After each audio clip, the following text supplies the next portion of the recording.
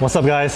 So I'm back at the Hustler Casino right now, and I'm at the stream table where we played last Friday. And I thought it'd be fun to go back and look at some of these crazy hands that we played because the game was absolutely insane. I just want to give a shout out to Ryan Feldman and Nick Petrucci for putting together these sick games. I think they understand like the kind of lineup that will allow for these games to have the certain dynamic that creates this kind of action. Props for them for putting together this, sick game. All right, let's dive into the first hand. Poker life is tough. No, not really. Play with ding-dongs like this all day. It's not so tough. 200. Straddle, I'll do 300. 300. All right, so there we go. Mississippi here from Antonio. He's pretty much straddled half the hands that we've played so far. So there's a straddle to 300 by Antonio. Mickey's in the cutoff with 10-5 of diamonds, and he raises it to 800. So the cutoff here, Mickey's going to act The first. Mickmeister, Mickey, ladies you and can gentlemen. see, added Man never met a tattoo at least artist. 20,000 on. He's got 23,950 You want a now. tattoo? Sure. And he's going to raise it. No problem. Where you The want good it? old 10-5 of diamonds and Andy here with pocket jacks and the small blind. I'm in the small blind with pocket jacks. Obviously, I'm gonna bump it up here, make it 2,200. There's a long story behind it. Oh my God. Well, actually, we heard it's a short story. And you beat me to the punch. How much is it? Antonio wakes up with Queen 10 of clubs in the straddle. This is a pretty mandatory call. As deep as we were, he was sitting on 182,000, and I was sitting on 100,000. He's got position. He's calling here. Mickey, he's already raised it. He's got money invested. He's got the best position. He's calling. So 6,800 three ways. Wow, what a flop for Antonio. 985 with a couple clubs. So Antonio here with a combo draw, flush draw, gutter here to a jack. And we could see some huge pressure here. First to act, I decided to go ahead and lead out here. Pot 6,800 and I bet 3,300, about half pot.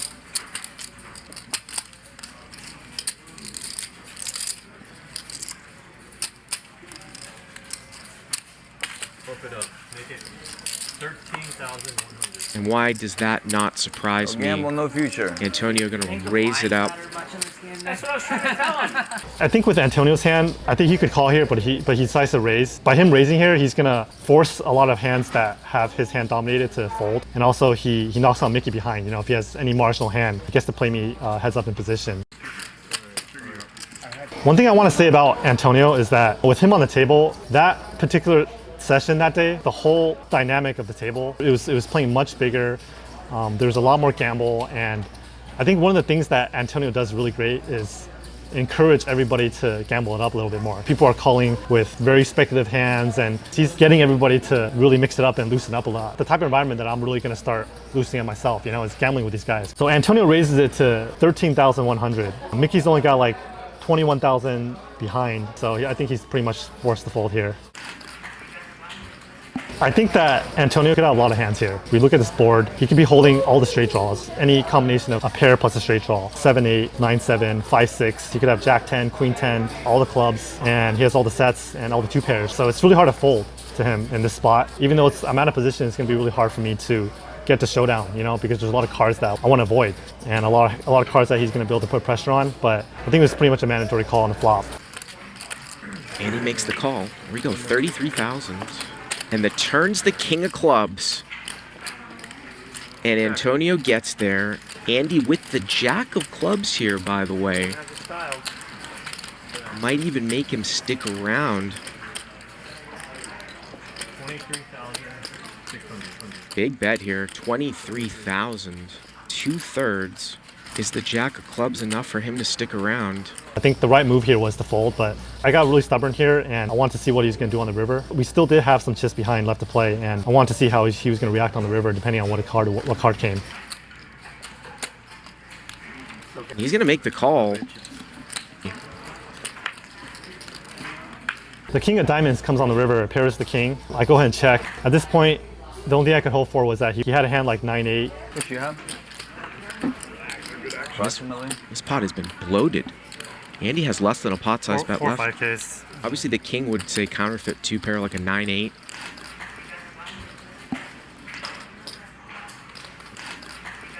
I don't think Antonio Esfandiari is scared of the turn and river pairing here. He's obviously going to go for value with the second nut flush. That.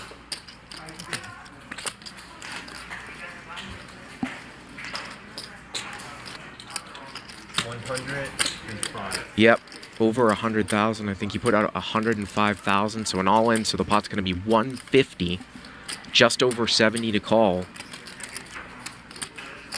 I thought about this for a really long time. You know, I really want to make the right decision. You know, this is kind of early in the stream, and this hand was kind of going to determine a lot of the dynamic that was going to be left for the rest of the stream. I was really leaning towards folding, but it's tough because like he's very capable of taking hands like 9-8 and turning them into a bluff. He's willing to take hands like Queen Jack and stick to his story. He started barreling the turn and he's going to follow through on the river. I think the only thing I was thinking about was that would he take a hand like 7-8, 9-7, Queen 10, Jack 10, and decide to bluff with them. Even if he had a hand like 9-8, I think Antonio's the kind of player that he's going to represent, you know, that he's got pocket 8s, pocket 9s, these hands.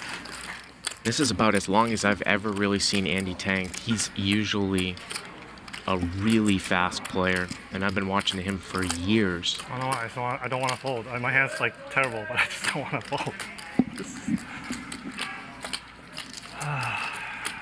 Don't want to fold. This one's gonna hurt. This one's gonna hurt. And he's gonna let it go. And he is correct. It was probably still the best decision, just fold here and live to see another day. By the way, if anybody ever calls and I say, do you want to chop? Just so you know, it's an official offer if you say yes, okay? Well, you can do that. No, you call me and I say, do you want to chop before I turn over my cards? You can say sure. But then you might say no and I can turn over the nuts. I just want you to know that could happen. What would be the benefit of that? Extra needle? If Andy called, I swear I was going to say, do you want to chop? Whether I had it or not is irrelevant. Second hand in. Okay, so at this point, you know, we're a few hours into the stream. The table's loosened up. Everybody's gambling. Mikki straddles to 400, and I'm in the hijack with Jack 6 of spades, which is second act here, raised to 1100. It folds around, it gets back to Mikki, and he actually wakes up with Queen Jack of clubs in the straddle. Santa Bear's gonna crack. Look, he's a little heated. Ooh, Antonio really ribbing Nick. Santa Bear's doing well. Andy's gonna raise it up here back to some of it. He's 1100 from the hijack. Mikki's gonna Ryan, defend. he's Santa Bear. Sorry, Ryan. I don't crack. I may lose it all, but I won't. To my surprise, he actually re-raises a small actually to 3300. Mikki here has 3-bet out of the straddle, and Andy's gonna defend. Because of the sizing and how deep we were, I decided to see a flop with him. The flop came down 9-7 deuce with 2 clubs. He flops a flush draw 2 overcards, and I'm just 12% here with the Jack 6. He bets out 4,400 into about 7,000. This wasn't the best board for me, but at the same time, his range of hands here were going to be so wide that with position combined with the backdoor spades and the straight draws that I had, I wasn't going to just fold here on the flop. You know, I think a lot of hands that he could have that he would play this way wasn't going to be able to continue. Hands like ace jack, 2 overcards, 2 broadways, king queen. Even if he had a hand like pocket 6s, it'd be really hard for him to continue. So I decided to raise it here. Lose a million or I Is win he going for raising chips? He makes it 11,100. I want to give it away. What do you want me to do? Not take it? Unfortunately for him, a little bit ill-timed unless somehow he can just bluff through. He started reaching for his chips, and he actually called pretty quickly. And so at this point, I knew I was going to need some help. Hopefully turn the 8 of spades. You can see Mikki here with the club draw and the pre-flop 3-better. Oh, offsuit 6. The turn actually came a 6 of hearts, pairing my 6. And he checked again. At this point, I didn't see a reason to bet, so I just went ahead and just checked. The river came down to 3 of hearts, and here's where things got interesting. River's a 3, and Andy might end up winning the max if Mikki bluffs at it here and Andy can find a call. But it's interesting because, remember, it went bet, raise, call, and now Mikki is betting the river, and he's betting 13,000. Andy somehow found the one card that would give him the lead, but still in quite a little predicament because Mikki called the raise on the flop after 3-betting out of the straddle. But I don't know if Andy's in the mood here to fold. These kind of set some alarm bells off my head. It was strange to me that he decided to bet now, you know, because if he had a marginal hand, I didn't really see this specific player trying to go for some value here. And so when he decided to bet out here, you know, I thought that there's a chance that he had a hand that exactly like he had. Either clubs or he has some kind of straight draw, a jack 10 or hands like that. And so, you know, I kind of got a little bit suspicious and thought about it for a long time.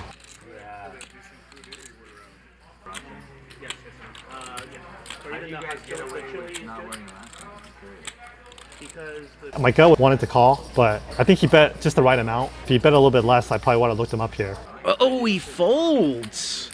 Had the calling chips in his hand. All right, guys, last one, and it's a crazy one. It's a good one. Mikki's in the cutoff, and for some reason, he just randomly decides to straddle to 2,000 for the flop. Antonio was straddling to like 1,600. You know, we had some 400, 800 straddles, but I guess Mikki was feeling his hand. Straddles to 2,000. I wake up with 2 blackjacks. Perfect scenario for me. I make it 6,000. Folds around back to Mikki, and he actually re-raises me to 15,000, and pretty quickly too. Oh, a 3-bet. 3-bet here. From the straddle. How much are you playing? And here we go again. I have like, I don't know, 50. These two again. No, less. 15, 20, 25. Like 35-ish. 35 behind? Yeah, here. I didn't think his hand was that strong. He was very active at this point, and I was pretty sure that I was gonna just move in, you know, with our stack sizes. He had 46,000 left, and I had him covered. I didn't think it would be best to just call the 15,000 here, you know, with the stacks that I had left. All in. Oh, there's the all-in. If you got jacks beat, you got jacks beat. Covers me, of course, right? Yeah. This is what I had.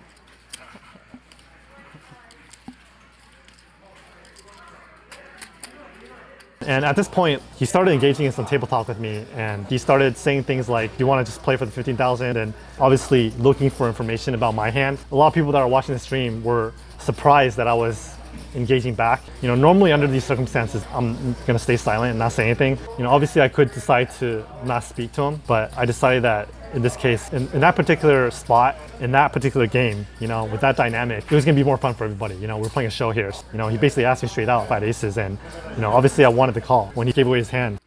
Tell me this. You have aces? That's fair. I don't have aces. Okay, I call. And he calls! Here we go. Oh, ace in the door? I actually saw the ace come right on the window.